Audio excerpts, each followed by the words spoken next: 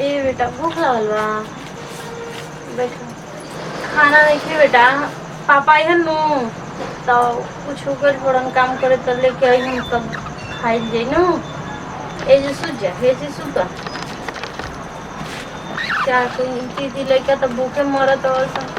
इतना भगवान गरीबी हालत कर दिले बड़न कि दू रोटी नहीं खेना सुता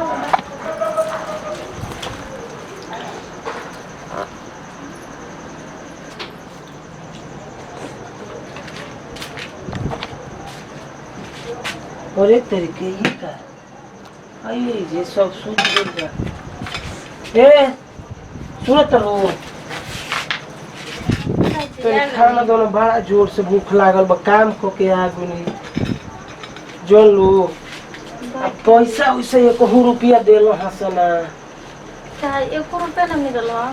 ना 1 काम पर से पैसा नहीं मिलल। अब बहुत जोर से भूख लागल बा जितना जल्दी हमारा के खाना दे दो ठीक ना।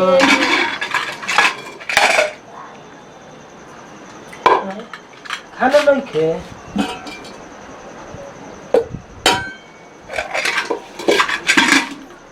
ना जी खाना नहीं खे सुबह के तक खैले बड़ा सन बबू भूखा सब बहुत जोर से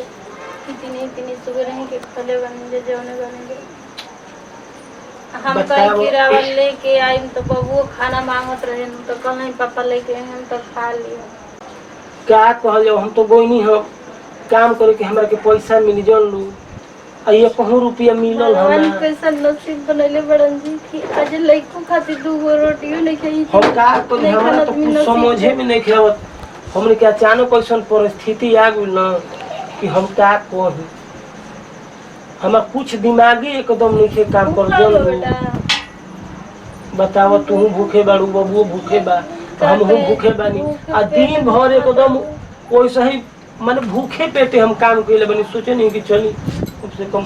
2-4 कौन खाना मिल जाती तो हम बबुआ के कबेला सब धरैले बनी जी कि रावा नु कुछ लेके आई तो खाई। ये पागल हम का कहे कुछ समझे में नहीं खाव ऐसा दिन दशा हो गई ना कि ना मुँहले बनता है ना जियले बनता है।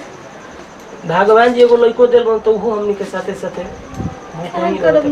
लोग तो भूखे गुजर गुलस भगवान एगो एकरो के आँखी के तारा बाटे थे।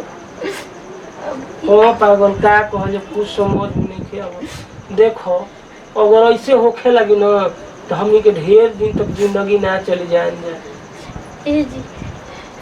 माई ने फोन कइले रहे हां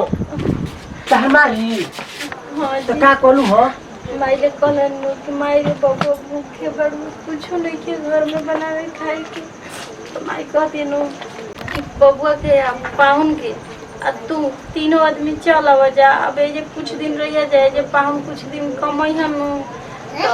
कुछ पैसा हो जी तब जइया जा तब खैबू जानू कम से कम पेटवा का तो भोजन मिली नु जौन बनी जौन खैबू जानू।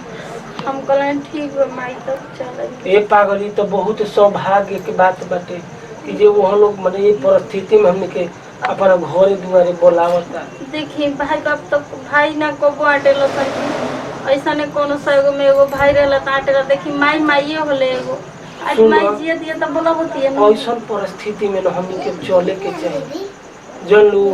ऐसे कि भूख बर्दाश्त नहीं के हो हमरो बुझा तक खैला दिन जान चल जाए चुप रहो रोवो मत बाबू भूखा से भरवा त बाबू के दुख नहीं के देखे तलक माई फोनो कर देले हड़ी